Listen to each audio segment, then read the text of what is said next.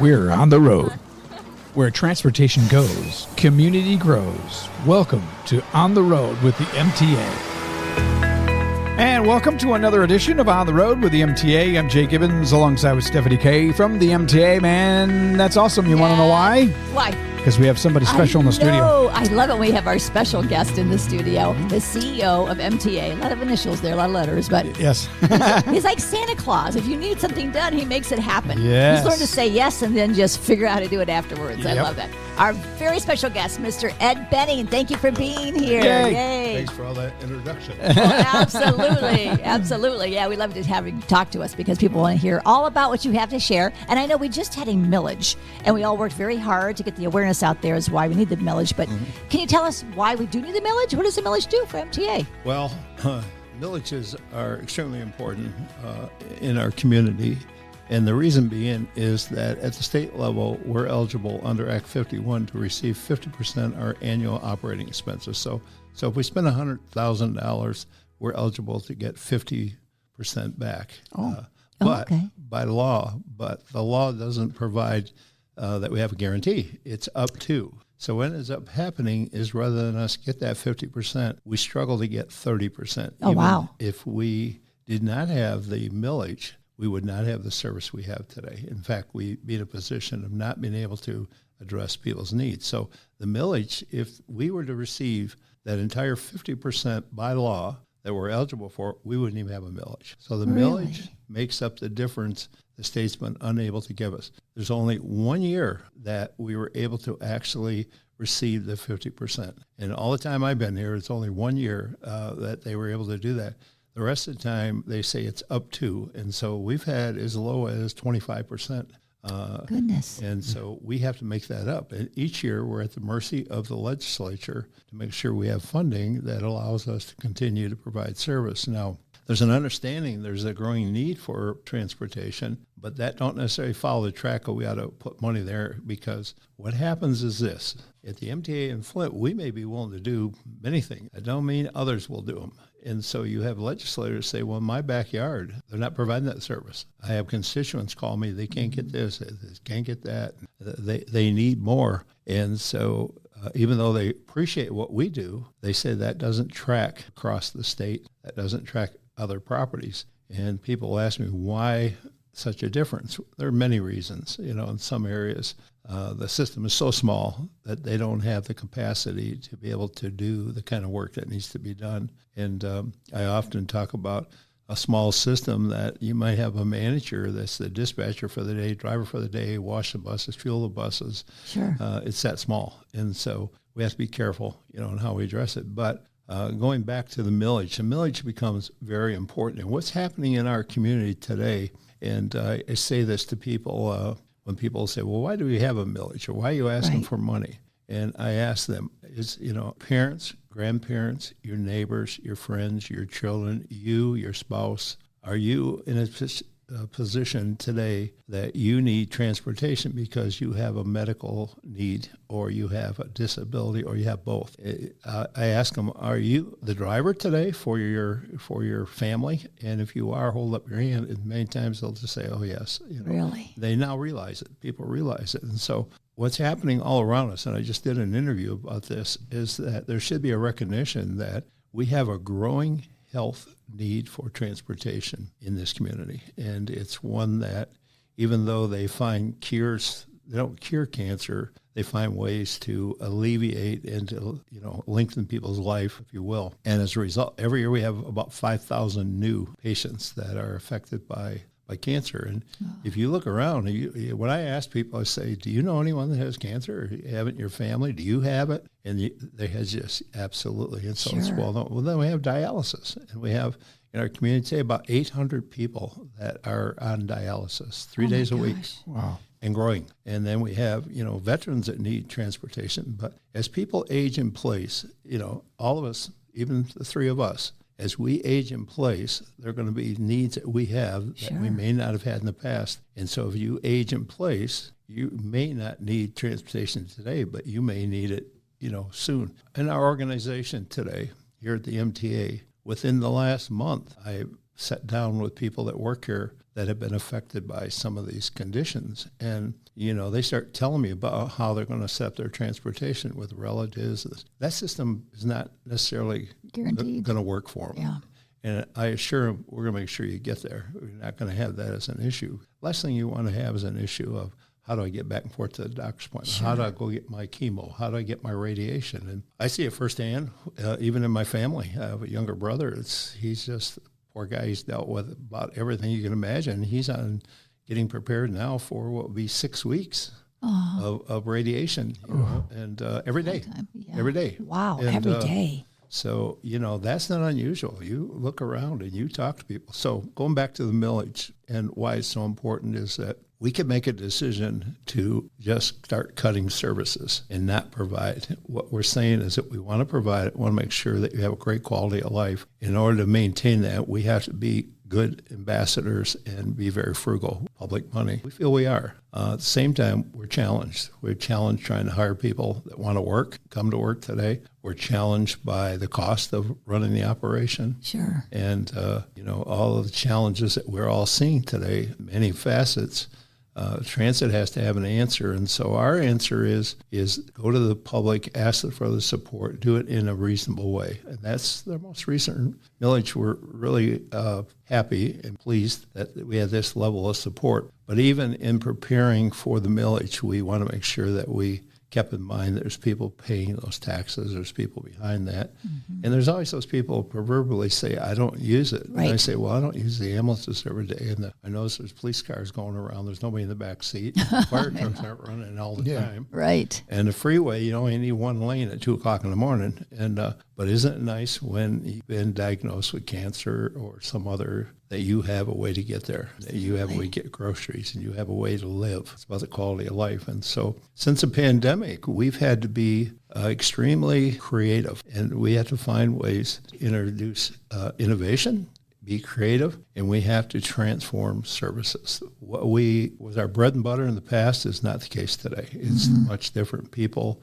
today want things right now. And I think that three of us could agree that the level of people's patience and anxiety is at a whole new level, and we have to address that. Well, we have to make sure that we have the funds and able to do it. Now, one thing is that we have been able to put money aside and put it in the bank, and it helped us get through this period of time. But since the pandemic, we've been using that money to run the operation, and that's why this millage was so important. It's going to do wonders for people for the next few years. Well, I know we do so many great services, like you just mentioned, dialysis. I looked up a record. It was 60,000 rides we gave last year for dialysis. That's a lot of rides. That's a lot of rides. Yeah, to dialysis, which is a life-changing, to hear that you have to have dialysis. It's not easy to go through.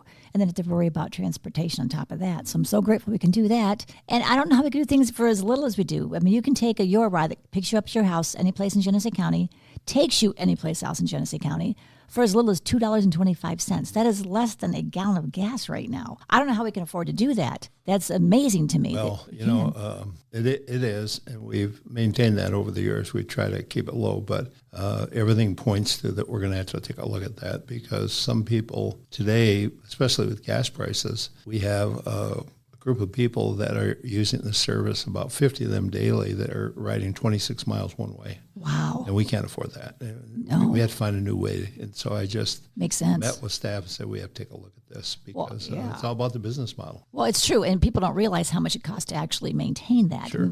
It's the maintenance on the vehicles and the tires and the gas and the insurance on the cars, like everybody has to pay. Yep. And we have 600 employees, and that's a lot of people. You don't realize what it takes to get that car to your house. It's not just waiting for you to jump right there. We have dispatchers that have to say, okay, we'll get to Ed's house first. We'll have to pick up Jay along the way. There's a lot that goes into that, more than people realize. So, yeah, I'm just impressed with what you can do. MTA is such a best hidden secret in our community, and Jay and I are always talking about how happy we are to work for them, how proud we are to work for them. And it must be very rewarding for you, too. You must be very proud to see how you're helping people. Absolutely. Well, we have great people here. People are focused on helping people in the community. It's what we're about. We're all about people, making sure that we have a great quality of life. And you may be driving today, you might be riding tomorrow. I love it when you say that, yeah. That's true. I see that happening all the time. Yes. Even some of our staff now, they become passengers. And so we want to make sure we have a great system that it's responsive to what the needs are. And we don't want to get into a situation that we're more focused on just doing the same thing over and over again, because that's not going to work. No, you're always innovative. You're always looking to find out what the community needs, and you make that happen. Like the Genesee Connect, that's a brand new service that you thought of, because I know the buses that don't go down Hill Road can't go down that way. You made Genesee Connect happen, so people can get back and forth. So maybe the Monday Senior Center, and they get to the Monday Commons over there. So that's been huge. I know that a lot of the seniors that have used that said it's great. They'll be to your house within 15 minutes. They get you in that little corridor for just $2.50. That's amazing. I don't know how we can afford to do that, but it's the best kept secret. Well, it's going to be a great service over time. It's really going to address the needs people have today, and people want to have something that's responsive. And systems we used in the past, they were good, but today they don't necessarily work. And for those going to work, going to get their groceries, going to the doctor, people want to be able to do that and do it in a very efficient and effective manner. And, Sure. The idea of saying we'll be there to get you in an hour just doesn't work. And we have to do something that's creative, more about what's going on in our lifestyles. Think about it. People's lifestyles today are so different. Oh, they are. And, their expectation of us is very high. And that's good. That we should be. They want on demand. They want it right now. Just like your phones. Right now, you can you have your computer and your camera, everything right there in your cell phone. Everything's like instant now. Instant gratification. So we have to come up to help that, make that happen.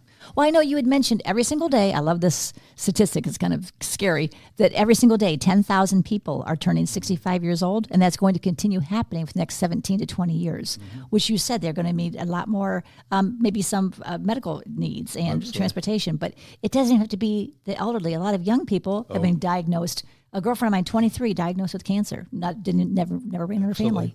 And my co-host from the radio station, I told you about him, never had any kind of issues with maybe epilepsy or any kind of passing out or anything. But he was driving his car and just kind of zoned out for a second, hit a tree. Yep. Nobody was hurt, thank goodness. But he went to the doctor to find out what would cause that. And the doctor said, I have no idea, but we have to take away your driver's license for 6 months. And he's like, wait a minute, how am I going to get to work? How am I going to get my daughter to school? I can't do that. And Mr. Benning said, you're right, $2.25. We'll get you around. He's like, what? I can do that? And he had heard about that when you would come on the radio station and we would actually interview you. But until you need it, you don't realize how important it is. Right. You hear about it, but when you need it, that's when it makes the most difference. Yeah, and your point's well taken. The seniors are becoming, those numbers are staggering. Yes. At the same time, look at today, we're hearing about high schoolers that have colon cancer. Yes. And we're hearing cancer. And so I just did an interview with the View newspaper, and one of the things I told them is the rate of illness in our community is staggering. Sure is. It's exponentially growing at a rate that we all should be concerned about, and the number of new cases. They may find a way to arrest some of that, but the fact is... Well, just recently, like with the lettuce scare and with the other food contaminants, yes. They're saying there's some like little bugs in the meat. It's like, okay, we're seeing more in illnesses. Yeah, and they're talking about all the plastics that we're being affected by, and so we should be alarmed. Yeah. That's going to create an awful lot of new requirements. And if you're one of those people that are diagnosed, then all of a sudden your lifestyle changes and you may not be drive or even have a way. And that can happen in an instant too. Absolutely. One day you're fine, the next day you're not. You wake up with crazy. something. Yeah, you could have a fall. A lot of people have just a fall and they break something. And the medical insurance is so expensive right now too. People can't afford some of the medications. Some of them can't afford their car to get there, but we take them to the pharmacy, we take them to the grocery store, we take them to the doctor's office. And I love the rides to wellness because you can call them within 30 minutes, they'll be to your home. And I love the fact that you give the veterans free rides. They can get all the way to the Ann Arbor Hospital. We'll wait with them, stop off at the grocery store and the pharmacy and get them home for free. I propose that we expand the MTA statewide. How's that? There you go. Nationally. I'd be all for it if the money was there. Yeah, right. Well, I know you make a big difference because I've heard people talk to you. I've heard Washington call you on the phone sometimes, and they're asking you, how did you make this happen in Genesee County? Because nobody else is doing the free rides for the veterans and the services that you're offering. And you said, well, they need it. We're going to say yes and make it happen. Absolutely. And they asked, what is your role model? Tell us how you do that. So you are the leader. I mean, really, MTA is the leader in transportation. It's because of you at the realm. Thanks. Well, I've seen it. We're in positions that we can make things happen, and we should. Yeah. It's for us to stand back and not do anything is not an option, in my opinion. Well, you're almost like what do you call that when you never die? You're immortal because there's no end to you. I know sometimes you said, I'm going to retire. I think, no, you can't. And you're still working and still working and you're still looking good and you're still strong. You still have these ideas. Like, that's great. Just keep on ticking and just wind them up. Yeah, well, I love what I do. And, I know you do. It's all about purpose. And when we're not taking care of the people, we're not doing our job. Yeah. Shame on us. As long as you got a little time for golf, you're fine. There you go. I have seen him in action when he was like on the phone with somebody from Washington, and then he got a beep over to somebody else. It was a little older lady that said, I don't like the bus coming down my road. He goes, well, let me work on that. He was as instrumental in helping her as he was in helping somebody in Washington. You don't balance. You just make sure that everybody gets the care they need is with all your attention. Yeah, and we should. Yes. Those of us that are in positions that can make something happen and do it, we should. If we're not doing that. Well, he got out of his office and ran to Meyer to pick somebody up because they called and said, hey, I don't know if my ride's going to be late. He goes, I'll come and get you. And he was right there. She said, wait a minute, the CEO is driving me around. He goes, you bet. That's right. That poor lady, when I got her to her home, she had about 9 locks on her door. Aw. Deadbolt locks. Aw. I had a whole string of them on the outside, and I kind of felt sorry for her. Oh, sure. Wow. To live that kind of fear. Yeah, live that kind of fear. That's too bad. You don't realize people are going through out there and living like that. And I know we've had this issue. I've seen it on Facebook where some people are homeless, and a lot of them will try to live in a shelter, the MTA shelter, and that's not really for that purpose because there's not heat. So we're working on to have our committee, Forest Committee, that we're going to get with the shelters and find out if we find somebody like that, let's help them. Let's get them to the shelter for some help and keep that shelter open and clean for those that need to use it. So you just don't realize it until you're in that position yourself. Oh, absolutely. And my friend, Shelley Hoffman, that works at the shelter of Flint, said every one of us is like one incident away from possibly being homeless. If you had a catastrophe happen, well, you might have money saved up, you might have a home, but you never know when you could be sued for something and they take everything or whatever it might be, that there are services out there and MTAs out there for people. Right. And the homeless is just amazing how much homeless is out there. It's just, it's frightening. But yet we're doing everything we possibly can to get them to where they need to go, and we get them to the shelters. And that's helpful. We have to have the safety nets in place so that we can make a difference with people. I was so... taken back during the pandemic, we had some of those issues with the homeless community. Yes, I know that affected you. I was not happy with some of the way people handled out this community, and I let them know. Well, that's why I was so proud of you. You had the drivers taking food to people's houses and water to their houses and even computers for the kids. And we take kids back and forth to school. And you just make a huge difference in people's lives. I know when I've met people on the radio station when I was in the radio, they would say, when I came to Genesee County, I had no idea what the impact was with the public transportation because in other areas, they didn't offer your ride, the rides to wellness, the trolleys, the special transportation. They might have buses and they never even knew how to use them. But we have training, free training. Joe Kiefer will give you yourself individuals or as groups training on how to use our facilities. And we even take you all the way to regional, like the Great Lakes Crossing for just $3. That's still less than a gallon of gas. It's a comfortable coach bus that will take you there.